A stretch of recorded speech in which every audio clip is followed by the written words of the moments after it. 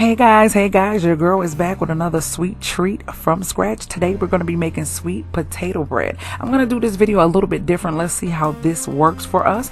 I'm going to put everything you need down in the description box, but I'm going to tell you step by step what you're going to do. So let's get started. First, you want to preheat your oven to 350. Next, you want to make sure you have your muffin pan or loaf pan ready. The next step is going to be to sift your flour and your salt and your baking soda. So you want to sift all three of these inside this bowl.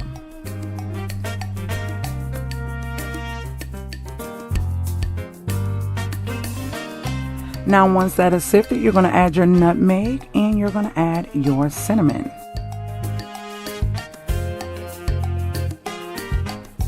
Next, you want to get your whisk out and whisk this very well, guys.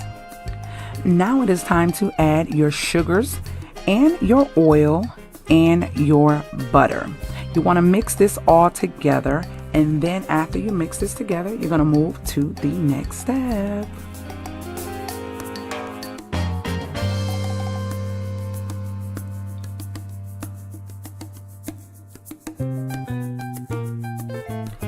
Now it is time, before you add the two mixes, that you incorporate the eggs. Now you don't want to put them all at one time. You want to mix a little at a time. And as you know, my eggs are mutilated once again. I have to remove those cores, guys. Don't judge me, judge yourself, because those cores are irritating to my inner soul, okay? So we're going to just mix these eggs up really well, and then we're going to incorporate the dry into the wet. So let's get these eggs mixed up, guys. I know y'all tired of hearing me say mix, mix, mix, mix, mix. You must always remember to scrape your bowl. Scrape your bowl, because things get stuck on the outside and you want to make sure everything is mixed all together. So this is what it is going to look like before you start to incorporate the flour mixture into this wet mixture. Now here I'm going to take the time to mash and get these mixed up really well. It had strings in it and I wasn't trying to hear the strings. So what I'm going to do is rinse off my mixer, and I'm going to end up taking these into another bowl and mixing them up, because when you blend them mix them like this, the strings get incorporated into the actual blender, so it makes it much better for you to put it inside the mixture and you don't have all those nasty little strings. You ever had a sweet potato pie with all those strings? Disgusting. So now what I'm doing is basically mixing the water and some flour and some water and the remaining of the flour into this mixture, because the last thing you want to add in is going to be your vanilla. So after the mixture of the two are together, now you put that sweet potato in. And these were baked sweet potatoes that I had made a couple days ahead, and I just skinned them and put them in a bowl, and yeah, they stayed in the refrigerator fine for a couple days. So if you have too many sweet potatoes and you want to make this, you can do the same thing. So I just incorporated the sweet potatoes after mixing the two mixes together, and then the last thing was mixing in my vanilla, and guess what I'm doing? Scrape, scrape, scrape in the bowl, and that is it. So now it is time to get these inside of my muffin pans. So as you see, I had a change of heart. I decided to go with the loaf and 12 muffins. So that's what we're doing. And I'm just filling these up. You don't want to overfill them. You can go just about 3/4 of the way and they won't spill over into the muffin pan. So now you see that I'm putting the pecans in the rest of the mix. So that way my daughter that doesn't eat nuts won't have to worry about them being in the muffins. We know for sure none are in the muffins. So let's put the rest of the mix in this loaf pan and get this in the oven, guys.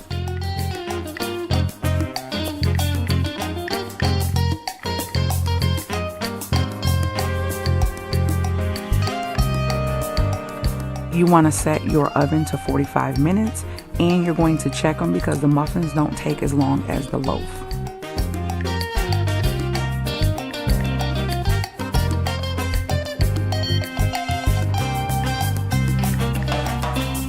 So basically what I'm showing you, I put them in for 45 minutes together, and the muffins were done in about 23-24 minutes. You just have to watch them. They actually could have came out a little bit sooner than this. I was busy doing something, so I kind of forgot about them, but they didn't burn. So here you see me adding another 10 minutes to the 45 because the 45 is done and the bread is still not finished. So I want to add 10 more minutes because it's a thicker consistency and a thicker pan than the muffin. So it's going to take longer, but you need to keep checking it because all ovens are different.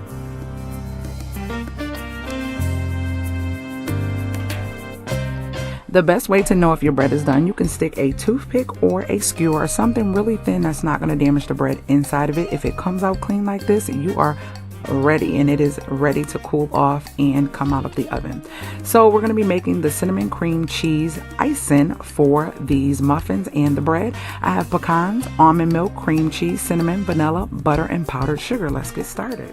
Now there's no method to this madness, and all you're going to do is mix all of these ingredients together. I will have these in the description box because it's easier for you to see them, to write them down and follow me than to try to hear me and go along with the video. So everything that I'm putting in this bowl will be in the description box, and that way you can follow along. So what you do is get everything incorporated in there except for the pecan. So you're going to put the vanilla, the cinnamon, the butter, and the milk and the cream cheese in the bowl along with the powdered sugar, and then you're just going to blend it together. Now I like to kick it up a notch with a little bit of lemon because the lemon makes the cream cheese taste more flavorful. Like you really get that cream cheese flavor popping out of this cream cheese icing. So yeah, that was a lot of cream cheeses, wasn't it? So anyways, once you get that in there, you want to slowly start your mixer because this stuff will fly everywhere, and just blend it really well. It does not take a lot of liquid. You see how much I put in there? Like literally it doesn't take much at all to get this mixed and nice consistency for your actual muffins and your bread. And that's me showing you that I kicked mine up a notch with my lemon juice. If you do not have pastry piping bags, you can use a Ziploc bag. That's what I do because my pastry piping bags always bust on me. So yeah, get you a Ziploc bag and cut the very, very tip of the corner. And also this is a great way to store it into a little container, and you can use the rest of the icing if you don't use it, because I didn't use it all today. So you just take it and zigzag and do whatever, make shapes, circles, letters, triangles, whatever. I don't know, just make whatever you want on them, but that's what I'm doing. And then I'm only putting pecans on 6 of them because like I said, my baby girl cannot eat pecans, so I wanted to keep 6 for her. And I decided to also do the loaf, and this is what it looked like. I had cut it before I realized I wanted to put the icing on it. They were like, Mom and Babe, put the icing on the bread too. Okay, so I end up putting it on the bread, and this is what it looks like. This stuff is so moist and so freaking tasty. You gotta try it, and if you try it, please let me know how it came out for you because it's almost gone. Like literally I have like a quarter of a loaf left and maybe 3 muffins. So this went fast, and I just made this yesterday evening. So absolutely a great dish for the holidays. If you try it, let me know below. If you're new to my channel, make sure you subscribe, hit that notification bell, share these videos, and if you have any requests for anything you want me to make, let me know below as well. And I will see you guys later, Gators.